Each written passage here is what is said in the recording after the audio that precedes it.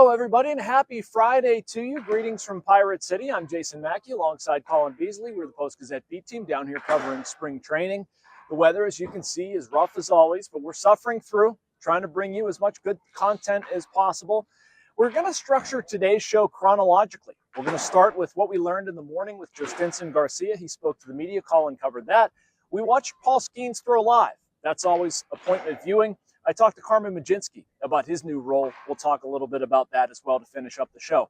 But Jhostynxon Garcia, and I want to say the name again just to practice. I want to make sure that I'm pronouncing it correctly, which I did.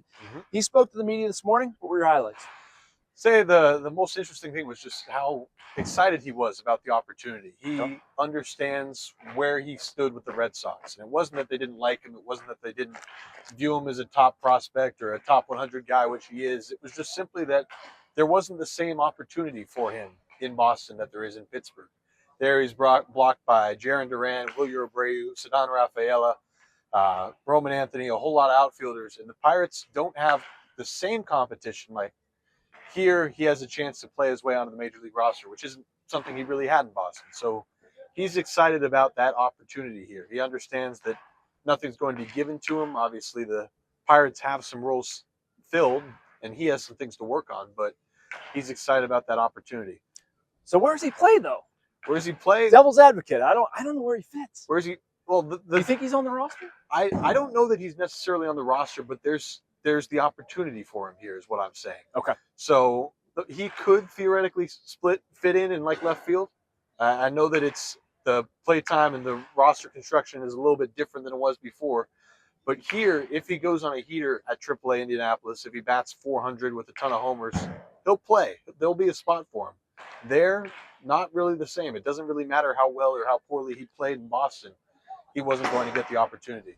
So there's a lot of things he needs to work on. He understands that swing decisions are something that's going to be key for him. He swings at a lot of pitches outside the strike zone. He swings and misses a lot. Both of those are focuses of his in spring training, but I was impressed by the head on his shoulders, and he's certainly glad about the opportunity. I was impressed by the hair on the head, on the shoulders. He has great hair. I don't know if that counts for any baseball reasons, but he does.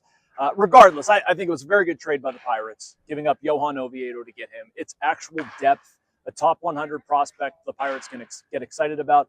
Whether he starts in AAA or the big league club, I think it's an actual bat that you can look at and say, let's look at this kid's progress. If he hits, you find a place for him, and you figure out the rest accordingly. I'm not sure the Pirates can say that over the past handful of years. All right, one of the opportunities he had today, Colin, was to face Paul Skenes.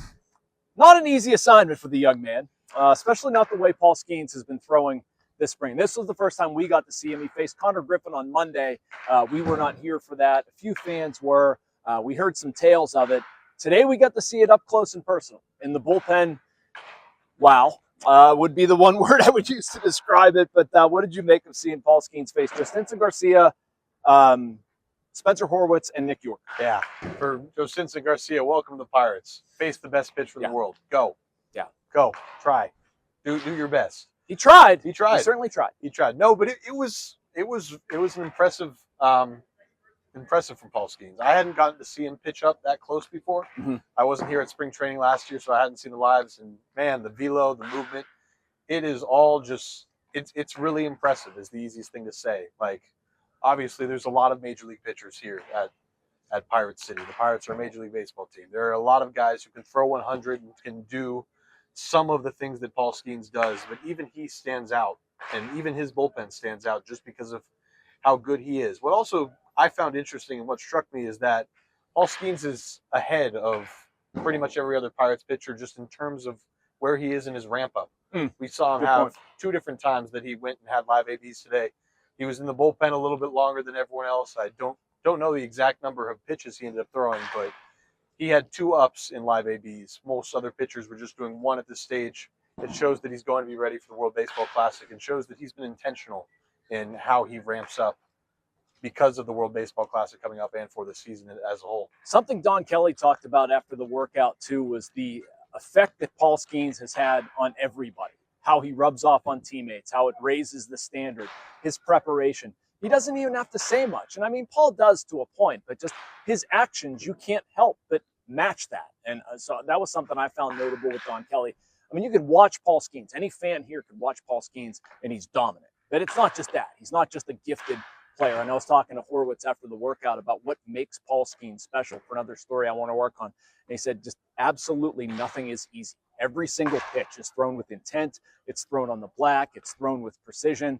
A very, very uncomfortable at bat. So I think Horwitz probably faced the toughest pitch Paul Skenes threw. There was a slider that he threw to him, and I think it was the fourth time he faced him that just dove towards Horwitz's back foot. It was filthy. I think we both recorded it and put it on our Twitter pages. Yeah. It's definitely worth a watch of what Paul Skenes looks like in live ABs. So that's a good reminder too. I wanted to throw that out there. Make sure you're following him at Colin_Beazley, following me at JMackeyPG.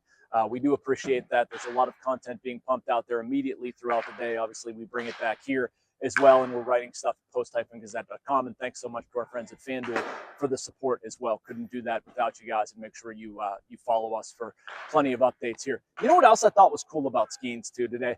That he went over and signed for fans.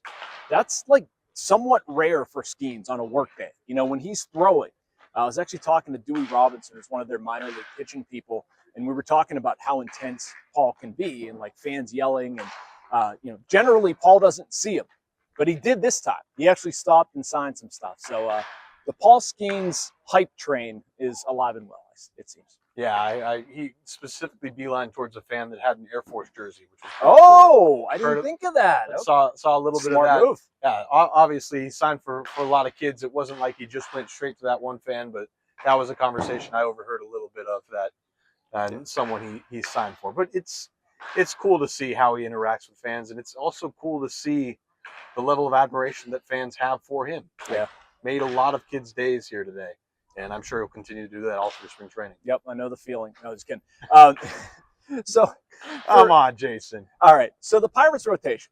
We know about Skenes, we know about Keller, we know about Braxton Ashcraft, we know about Bubba Chandler. The fifth one came a little bit more. We got some light here. I talked to Carmen Mlodzinksi this morning, and he said that he is competing for a starting spot. I want to talk a little bit about that interview, but I want to start the conversation this way, Colin. Right now, as we stand here in the outfield, trying to not get hit by anything, we're safe for a little bit. Who are you looking at for that fifth starter spot? Probably not Carmen, right? You look at somebody else. Probably not Mlodzinski, in my opinion. I look towards Urquidy. I look towards Thomas Harrington. I look towards Hunter Barco, maybe as someone who can fill in a little bit. I look towards maybe still a free agent option. I don't hate Carmen Mlodzinski potentially competing for it. I personally think that he's better suited for the bullpen just given what his success was, but here's why I don't hate it. It's a lot easier for someone to ramp up or ramp down from being a starter to being a reliever than it is the other way around. Yes. If you say, Carmen, just prepare to be a reliever, just do whatever you can, prepare for 1 or 2 innings, he's going to treat his offseason completely differently than he would if he's told to be a starter. If he happens to be if he prepares to be a starter and you need him as a starter, then great. You can throw 5 or 6 innings. You can be ready for that. And maybe that works out.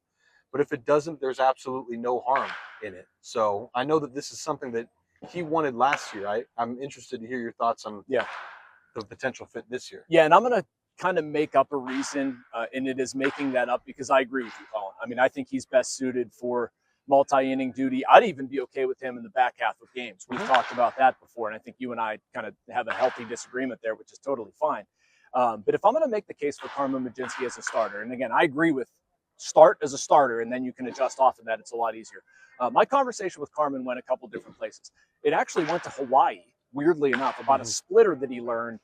He was talking to David Bednar about the splitter, and David Bednar learned it from Kirby Yates. And a couple of off seasons ago, Carmen Mlodzinski was living in Hawaii for the off season, and he looked up Kirby Yates and said, like, hey, dude, I want to throw with you. Can we get together? And he was like picking his brain about the pitch. Well, lo and behold, he learned that pitch, and he didn't really use it a ton last year when he was starting, but then when he went to the bullpen, he started to use his splitter. Now, I don't think that's the only reason he was better as a reliever. Like, I think it was just better because he was facing hitters in shorter bursts. But I did go through looking at some of the numbers, and I mean, it is stark what that guy did as a reliever versus how he fared as a starter. And I mean, if you're going to give him an opportunity with his fastball velocity, everything else he's doing, and then add the splitter and the curveball into the mix, a curveball was another weapon, I'll take another look. I mean, I know Carmen Mlodzinski's on my roster. I know that he's going to be a positive member of this pitching staff. If right now, you don't have another starting pitcher and you want to take a look at that and see what he could maybe do, I'll hear him out.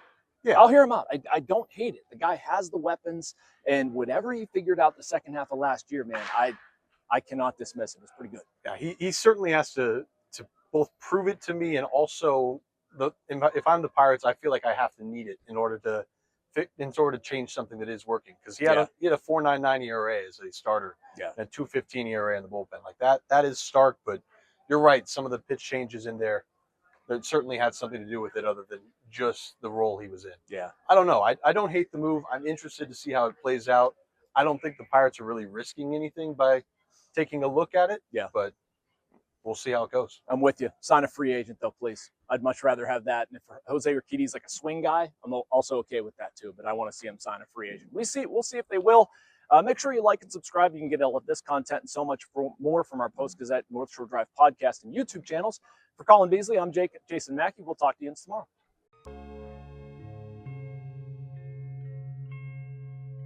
Thank you for checking out this content from Post-Gazette Sports. If you watch this video on YouTube, please like the video and subscribe to our channel. For all of the sports coverage the Post-Gazette has to offer, visit post-gazette.com.